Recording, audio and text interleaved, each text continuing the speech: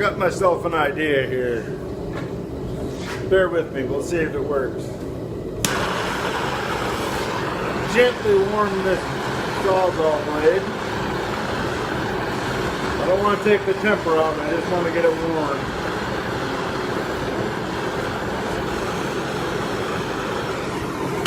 Then I'm going to take this sanding pad and stick it on there. We'll let that cool off now for a second.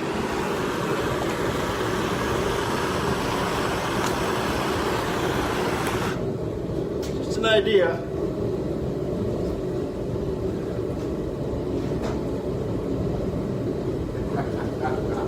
I don't know what this is going to do. Might just wreck it. It's an old one anyway. Oops, sorry about that. We'll get the camera here trained on the gauntlet in question. And we'll see if this will give me my linear scratches.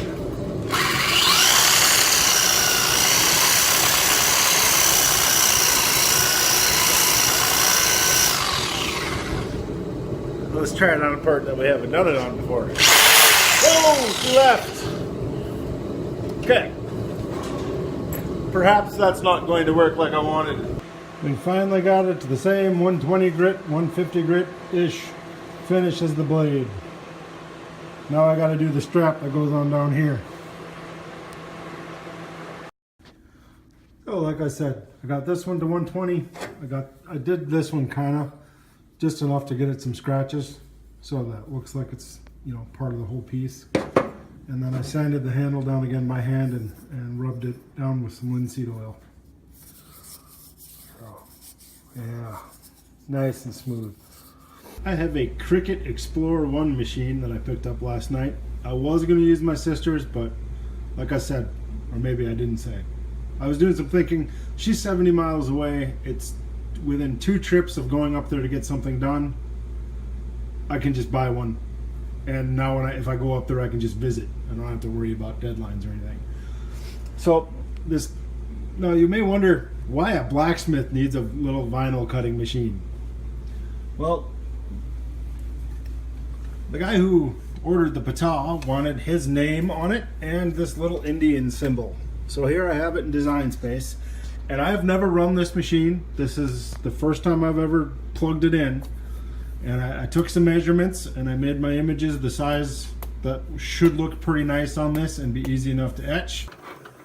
I'm gonna get scoot back farther so you guys can see this. It's a mini plotter. Ooh, I should have added something in there. Maybe I will in a minute. We'll see. I wonder if I can cut out my company logo and etch it in the other side. I forgot about that. I got so excited, you know. Okay, the name worked great. It weeded well and everything. Got a little bit of the logo just to mark it somewhere. This thing, oh my goodness. I mean, you look at all the detail. All those little parts are sticking wrong and cutting wrong. I had to simplify the design a little bit from what it was, but it's relatively close enough to get a good etch. This is my first time using this method. In the past I've done wax, melt wax on it, scratch to the wax, and then use ferric chloride. This time I'm going to use salt water and a battery charger.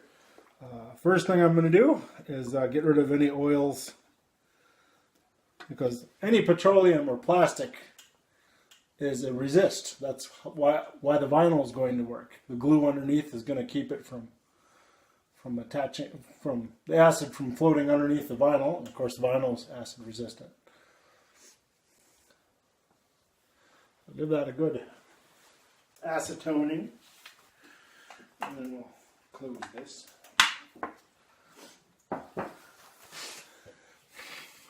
And then we'll let that do its thing. And here's the vinyl. I'm going to do my logo on this strap under the arm for the gauntlet piece. It's in a kind of an obscure spot. It's my maker's mark. And it's a way of testing this out. So I've got masking tape I'm using for transfer tape. So first I want to peel the backing off of the vinyl. I should probably have an X-Acto blade for this. Found the blades, didn't find the knife. That made weeding the vinyls very interesting. And if you don't know what that is, that's picking out all the places. How do I say this? Weeding is making sure all the insides of the letters and stuff are picked out the way you want it. So now I'm going to go ahead and find my center kind of and stick him on. Okay, I've got it started here. From what I understand, we want to pull this tape as tight to the vinyl as we can so that we don't take the vinyl up. Of course, being careful not to touch the metal. Please don't take it. Look at the fire, the flame staying. Oh, almost. I'm really worried about the center part of the flame. That's the old Shire's Fire logo inside an anvil. We'll try to go. Oh, of course it is popping up. Grab the cover again here.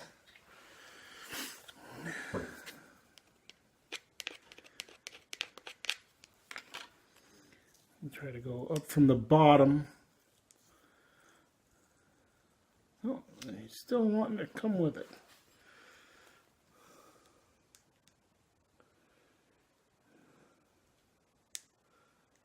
Yeah.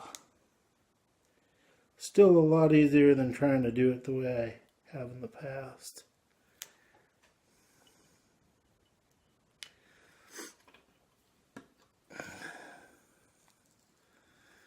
And there we go. There's our anvil with the flame in the middle.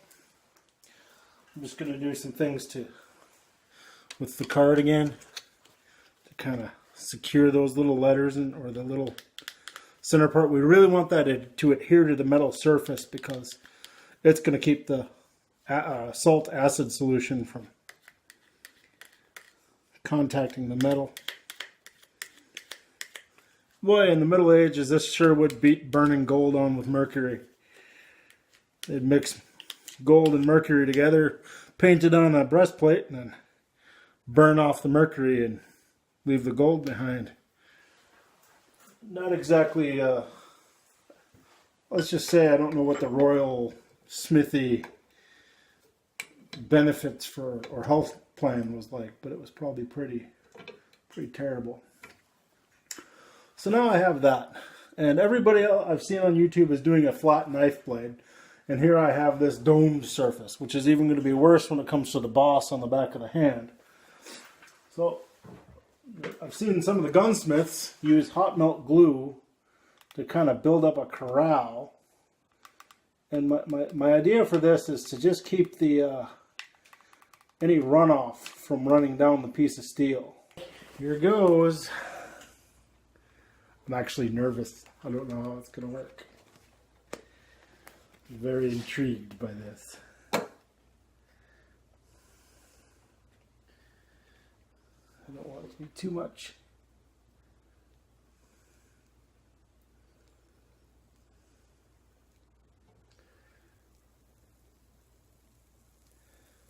I hear sizzling.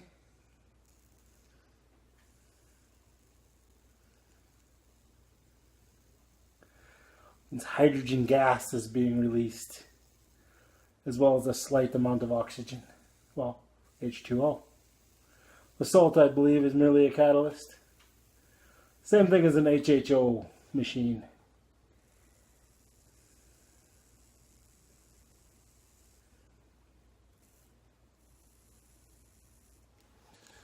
That's pretty cool. Like I said, this is going to be pretty fun.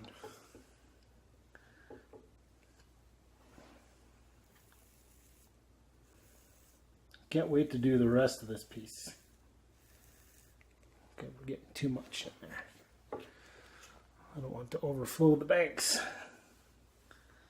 so to speak.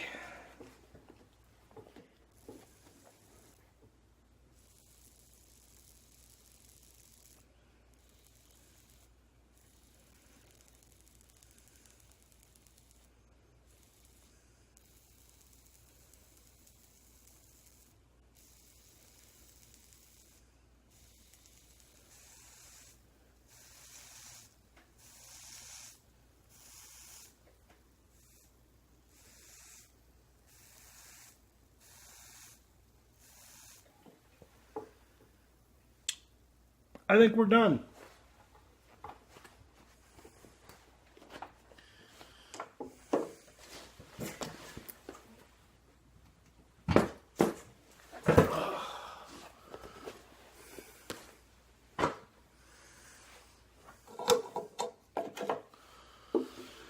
Let's clean this up.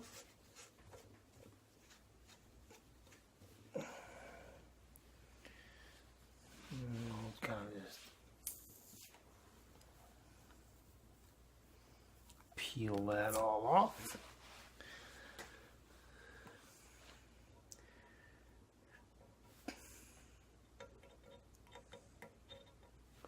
Oh yes, it definitely etched in. Not a question.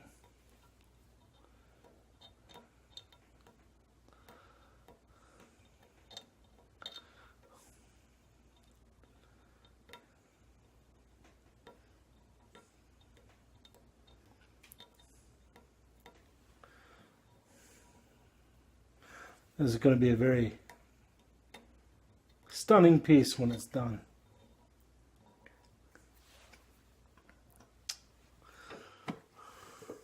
Oh, that's hot. Not really a surprise. There's my anvil with a flame. Of course, I can probably dress that up a little bit. Now I've got the rest of it set up. Now, the name, because it's curved, I had to put little slices in there to get it to go flat. So I touched it up with some electrical tape. And then I made my little boats of, or whatever you want to say, of glue, fences or whatever, to corral it. And now I'm just going to etch first the name. I got to rotate it so it stays in there. And then I'll do the little symbol down there because he's flat. It worked. It worked beautifully. I got the guy's name, Joshua Martin. And I got that little guy. He's a simplified design from what I got, but that's what I had to do because of the size. I think it turned out well still. I mean, I kept most of the detail, and then there's my touch mark into the stirrup for their arm. Now I've got to figure out how to put some of this. Here we go. There's the blade again. This red felt. I'm going to put, I think I'm going to use contact cement for the stuff I use for gluing leather. I think I'm going to smear it around in there and just kind of stuff it down in there. Again, it's kind of weird spheres. I might have to cut slits in overlap when it comes to that portion. But I think I'll play around with some paper and see what I can come up with as far as a pattern. Okay, I've got this lined with masking tape. I'm now going to remove the tape and then cut it so it lays flat on a sheet of paper. And then where those cuts are, they will be my pleats to make the circle. Figured that was the easiest way to make a pattern. There's my pattern. And there's the felt cut to the pattern. And it's in two pieces, so I'll glue that in first, and then when the glue sets, there's another strip that lays in there just to put some double padding right here and down the arm. There's plenty of room for a hand in there, but I want to make sure this is extra cushy. So I'm going to take, where's my glue? I'll get my glue. Here it is. I'm going to take this stuff. Smear it in the gauntlet and then stick everything in place. There's the liner glued in. I may need to do some trimming back here, or worst case, it'll just wear from the stirrup, you know, where it fits. But actually, I'll probably trim that out right now before the glue sets. It's done. I just got done peening all the rivets. I got those 4 there. I got the handle peened on both sides. I've got the stirrup peened on both sides. Grab it very carefully. Whoops. Here's the inside of the sword. The felt liner. Show it to you this way so you can see the piece in full. There's the stirrup with the logo on it, the handle, the felt liner. And then we'll flip it over. There's our little dude and the guy's name. And so that if you're ever in a sparring match with this individual, you can see who you're fighting with. I'm going to take it in and give it another a light coating of oil and get it ready to ship. It's done. It's finally done. Put it on here.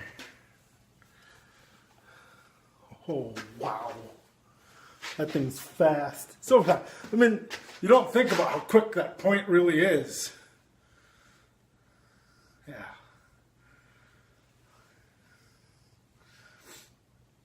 Yeah, I'll go get this. I'm going to get it all dirty if I don't quit.